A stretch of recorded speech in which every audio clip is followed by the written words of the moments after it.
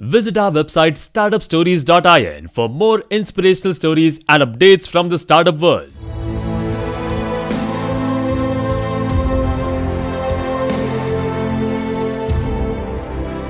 In life, the number one thing that people screw up on is this. They buy stuff they don't need. It's that simple. Go look at your closet sometime. 80% of the crap at the bottom of your closet are clothes you don't wear anymore, and yet you paid for them because you thought you needed them and you wanted them. Imagine if you could turn all that stuff back to cash, or better still, you never bought it. That cash would be in the bank right now, making interest for you, or an investment that pays interest or a dividend. But no, it's sitting at the bottom of the closet. Dead money. That's what that is. That's a huge problem. So think about this. Let's say you actually owe $200 on your credit card, and you're passing a hot little coffee spot, and you're thinking about getting a cappuccino for $2.30. Don't do it. Pay off the $200 first. Don't spend money on stuff you can't afford. It costs 15 cents to make coffee. You're paying somebody $2.30. The rest of that could have been used to reduce your debt. That's the whole deal. Don't buy stuff you don't need. Make sure you go through every single month in a way that you respect money, that you somehow pay back. You look at the world around you, where ideas were born, where individuals started in garages. Where did Microsoft, where did Apple, where did Amazon, where did Google, where did Facebook come from? They came from ideas that people felt something could be done and that they could make a difference. So as you go out into this world, I would hope that you look at being ethical and holding the value systems which you want this country to have. If you think you cannot make a difference, I'd say you very well can make a difference if you so desire. If you speak or sit next to a Nobel laureate, he never tells you that he won a Nobel Prize. Other people tell you. So let humility be your best defense. And I would say that you always need to take a view that, and you shouldn't merely consider yourself successful based on the prosperity you gain for yourself, but you should go home at night feeling satisfied if you have made a difference. That difference is something each one of us can make. We'll have failures and we've had frustrations, but it's a continued commitment that we have to the world around us. Working the real world, I would say, it is important to be well-rounded.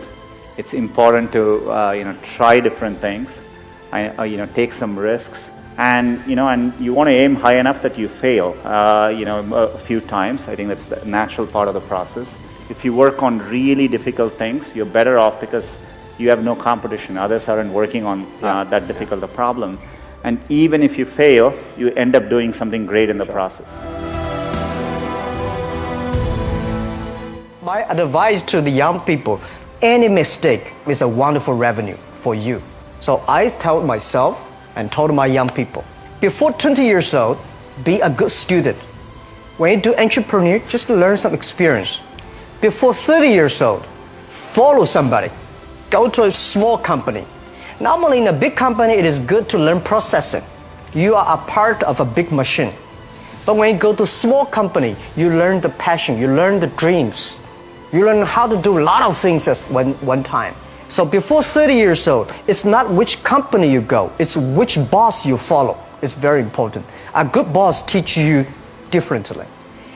From 30 to 40 years old, you have to think very clearly, you're working for yourself if you really want to be an entrepreneur. When you're 40 to 50 years old, you have to do all the things that you are good at. Don't try to jump into the new area. It's too late. You may be successful, but the rate of dying is too big.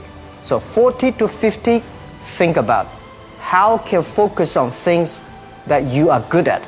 But when you are 50 to 60 years old, work for the young people, because young people can do better than you. So rely on them, invest on them, making sure they're good.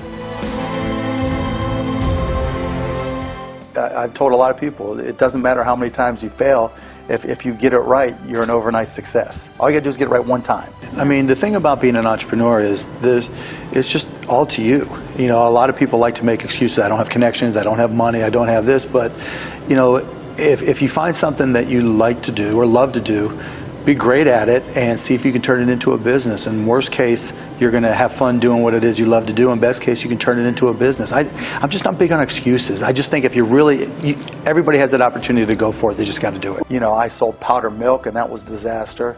I had my senior year project in Indiana was opening up a bar that got closed because of a wet t-shirt contest with a 16-year-old. That was a disaster. That was good because it kept me out of the bar business.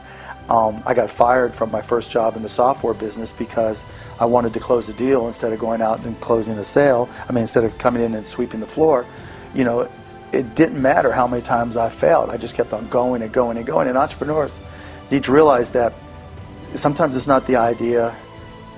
You know, it's not who you know, it's not how much money you have access to. It's really finding something that you really love to do. I had no idea I loved computers and technology, none. I mean, I took one class in Indiana in computers and I cheated to get through it. It was Fortran. And then I bought a little PC, a 99 4A from Texas Instruments for $99. Started teaching myself to program and found, you know, 4 hours later, 5 hours later, I would look up and I'd been working this entire time and I loved it. And so that was the difference. When I failed a lot of times and I didn't know where I'd find my success. And then all of a sudden I started playing with PCs and technology and it just clicked.